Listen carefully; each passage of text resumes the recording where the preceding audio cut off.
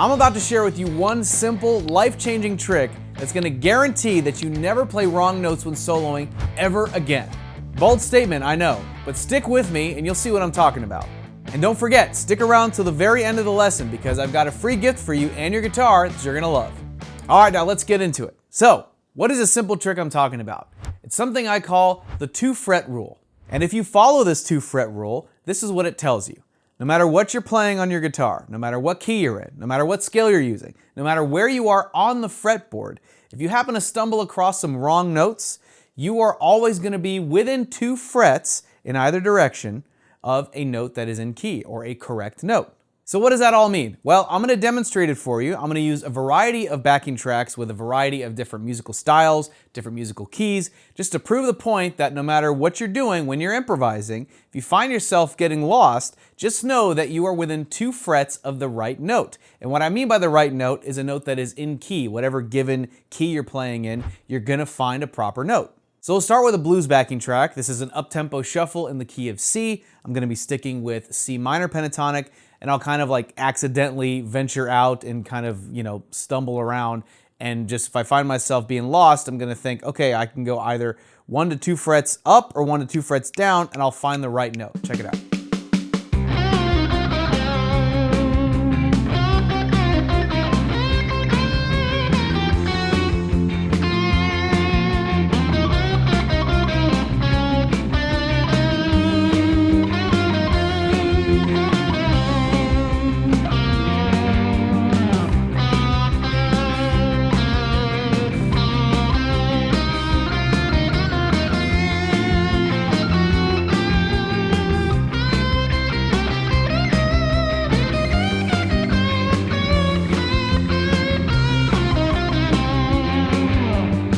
All right, so let's break down what that was. So I stuck to my comfort zone with the minor pentatonic, and then I just kind of ventured out just to branch out a little bit. And I was kind of finding myself playing notes that were very, dissonant or like they clashed with what was going on. They didn't really work, and they definitely weren't bluesy enough, right? So what I was doing is the second I'd find myself on a wrong note, I would go up or down, starting 1 fret, right? So let's just say, for example, if we're doing C minor pentatonic, right? Right?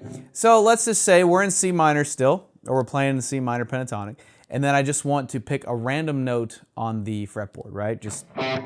So that's C, so if I were to just pick a random note, okay, that right there, which happens to be a C sharp, all right? If I'm playing over that backing track,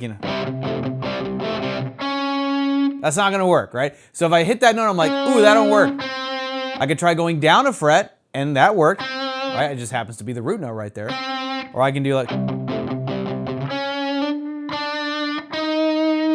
So I could keep going like in that case. So I started on that C sharp note, then I sharpened it 1 fret, and then, that one kind of worked. That's like a note, if you were playing a C natural minor, right? And then you go right here to that flat 3, which is, right in the pentatonic scale. So even though the note itself sounds like, a little clashy, that happens to be a correct note. That's a note within the scale. The whole point of this rule is that it's pretty much giving you a safety net. So if you find yourself getting lost, just think I can go down a fret or 2 frets or up a fret or 2, and I can find myself a note that is in key. And consider this, over time when you're applying this rule, you're going to get more comfortable with it, and you're going to be able to finesse, kind of correcting those mistakes, right? In a way that's almost makes it seem like it's on purpose, so you can just kind of be like, oh, I meant to make it sound weird for like a split second and then just come right back home with it. But I digress. We're going to be moving on to a backing track in the key of G. This one's a rock ballad style backing track. So I'm going to be playing G major and G major pentatonic, and of course venturing out and seeing how the 2-fret rule works for us.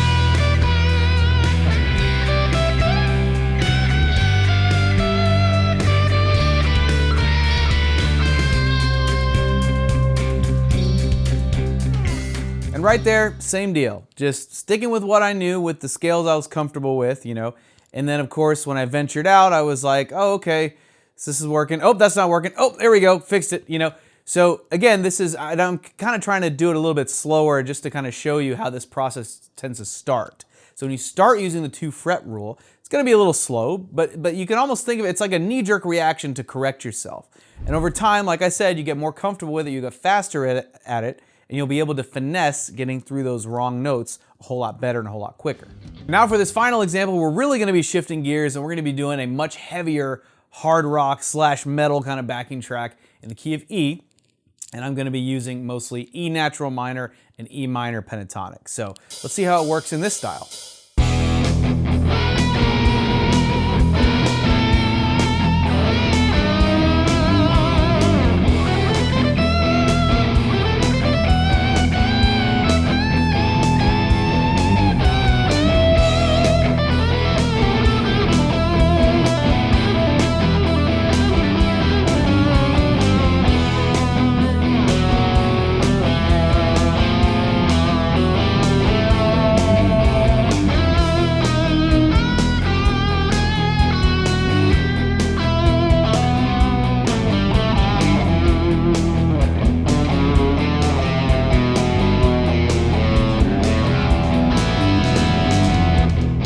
One thing I love about hard rock and heavy metal is that you can get away with playing a lot more of the wrong notes that you otherwise couldn't in other styles.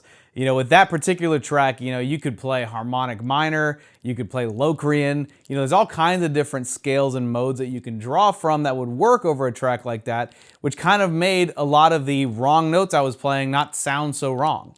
I want you to put on, it could be any of these backing tracks or whatever backing tracks that you like, put them on, and rather than play the scale that you're comfortable with and just kind of do your thing, just play random notes on the fretboard. Just find random notes. Just like play random notes, right?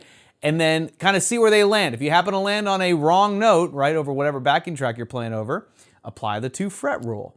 And you can kind of think of it this way, like if you were to just paratroop your fingers on any point of the fretboard, and then you find yourself playing a wrong note, you apply the 2-fret rule, right, in either direction, and very quickly, like within a second or so, you're gonna find the right note, or a note that is correct and works within the key. And then as you get more familiar with that process, then you can start applying, the stuff you already do know, and see how you can blend them together, so you can start playing, using your safety net, right, picking the scale that you're comfortable with, while you're still kind of, deferring to scales, and then just kind of work with the 2-fret rule if you decide to venture out. So this kind of doesn't even require learning any new scales or anything like this. This is a way to just sort of, think of the fretboard as your oyster, right? And just finding new kind of sounds, maybe even stumbling upon new melodies or just navigating notes in a certain way that you otherwise wouldn't had you not used the 2-fret rule. So now that you're familiar with this handy little rule, it's going to be your first step in never playing wrong notes ever again. And don't think I forgot about that free gift I owe you. Check this out. I'm giving you free access to my fretboard conveyor belt method.